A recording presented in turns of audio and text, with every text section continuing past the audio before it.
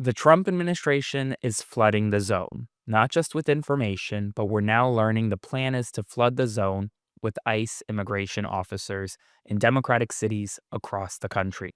This plan will go into effect as soon as this week. According to Tom Homan, who is Donald Trump's border czar, former acting ICE director, he has said that the Trump administration will be flooding the zone with immigration officers in key Democratic sanctuary cities across the country.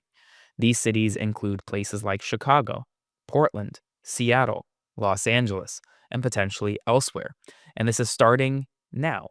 The Trump administration is sending in over 10,000 new federal enforcement officers. And the point of it is not just to scare individuals on the ground, but also to enforce this police like state that the Trump administration has long sought to impose on American civilians.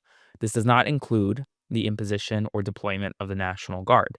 This is strictly federal immigration officers.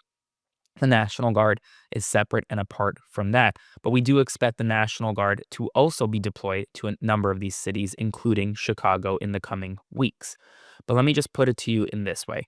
The Trump administration is targeting Democratic cities, blue cities, because of political and personal reasons. They are not targeting Republican-led cities. They are not targeting red states. They are targeting blue cities and blue states, and they are expected to flood the zone with thousands of new immigration enforcement officers across the country this week. So if you live in these cities, be prepared. Meanwhile, the National Guard will likely soon be deployed to a number of these cities, but we're learning right now that the National Guard in Washington, D.C. has extremely low morale. Morale is falling again amid new reports that National Guard soldiers are literally there in Washington, D.C. to pick up trash and quote unquote beautify the city. And as a result, morale among National Guard troops is really falling to an all-time low. They're there for an indefinite period of time at least. They don't know when they're going to go home. They're not being paid as much as their regular jobs pay them. And so they're upset. They don't know what to do. Before I continue, please consider subscribing to support my work or sending a one-time donation via Venmo to Aaron-Parnas. Your support allows me to fight for the truth every single day. Right now, there are more than 2,200 National Guard troops on the ground in Washington, D.C. Deployment costs about $1 million a day. And while there is lower crime in the city, crime has not stopped, and the National Guard has not impacted the lowering crime. That is due to increased federal law enforcement presence, not due to the presence of the National Guard. And meanwhile, United States sheriffs across the country, including those in Republican-led sheriff's offices, Trump allies specifically, are criticizing ICE and the administration for using local deputies' email lists to recruit officers. Right now, the Trump administration is offering new ICE officials $50,000 in hiring bonuses, up to $60,000 in student loan forgiveness, and much more. They are offering ICE officials more benefits than they are the average federal worker, who is not entitled to these tens of thousands of dollars in signing bonuses or student loan forgiveness benefits. Student loan forgiveness is common in the federal government, but not to this extent. And these sheriffs, many of who are allies of Donald Trump, are calling this new hiring effort unprofessional, unethical, and damaging to already strained local law enforcement resources. Meanwhile, the Department of Homeland Security is defending the move as an expansion of ICE under the Trump administration's newly renewed push to hire more ICE officials. Meanwhile, Donald Trump has renewed his feud with Rosie O'Donnell.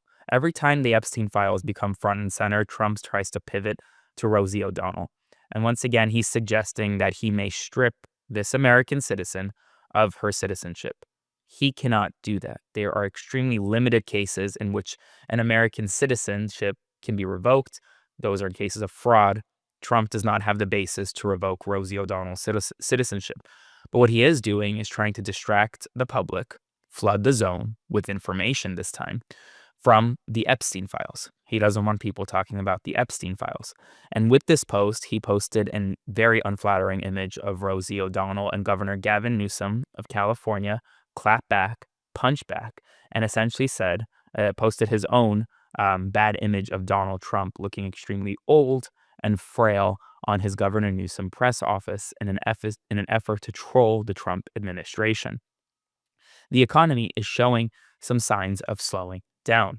New reports show that U.S. private payrolls rose by only 54,000 in August, missing forecasts of 65,000 and signaling a softening labor market blamed on Trump's tariffs and immigration crackdown. Layoffs have surged 39% to nearly 86,000. Job openings have fallen below unemployed levels for the first time since COVID, and the unemployment rate is now expected to tick up to 4.3%, adding increased pressure to the Federal Reserve to consider a September rate cut despite lingering effects of inflation. U.S. holiday spending is projected to fall 5.3% this year to $1,552 per person, according to a new PwC survey. This is the steepest drop since 2020. Inflation, trade policies, and economic uncertainty are driving 84% of consumers, especially Gen Z young people like me, to cut back, with gift spending expected to plunge 11% and Gen Z budgets shrinking 23%. Nearly 445,000 employees have lost union protections in the month of August as agencies enforced Trump's executive orders by voiding collective bargaining contracts at 9 separate federal executive agencies, with the administration citing national security, but critics calling it the largest act of union busting in United States history. Donald Trump is now suggesting that New Orleans may be next to receive National Guard deployment due to what he calls a crime problem. The Republican governor of Louisiana, Jeff Landry, welcomed the support, while Democratic city officials, including the council president, criticized it as unnecessary. Donald Trump has officially petitioned the United States Supreme Court to overturn a federal appellate court ruling that struck down most of his sweeping tariffs introduced on April 2nd. These tariffs are the Liberation Day tariffs. They're the 10 to 50% tariffs on countries across the globe. And he wants the Supreme Court to strike down a ruling that said that Trump exceeded his executive authority in executing these tariffs. The Trump administration escalated its conflict with Venezuela by launching a deadly strike on the drug smuggling boat earlier this week. Trump accused Venezuela of being a, quote, very bad actor and has pledged to continue striking these narco-terrorist vessels in the Southern Caribbean. A hot mic moment at Beijing's World War II anniversary parade captured Xi Jinping and Vladimir Putin discussing advances in biotechnology, organ transplants, and the possibility of humans living to 150 years old or achieving immortality. Meanwhile, Donald Trump will host a dinner tonight with more than 24 technology and business leaders, including Mark Zuckerberg, Tim Cook, Bill Gates, and Sam Altman from OpenAI. That's all the news right now. If you want to support my work, make sure to subscribe today, spread the word, and I'll see you this evening with another rundown. Hey folks, Aaron Parnas here. Thank you so much for watching The Parnas Perspective. Please consider subscribing to support our work as we grow this independent news media entity into something that rivals mainstream every single day. Thanks so much, and I'll see you soon.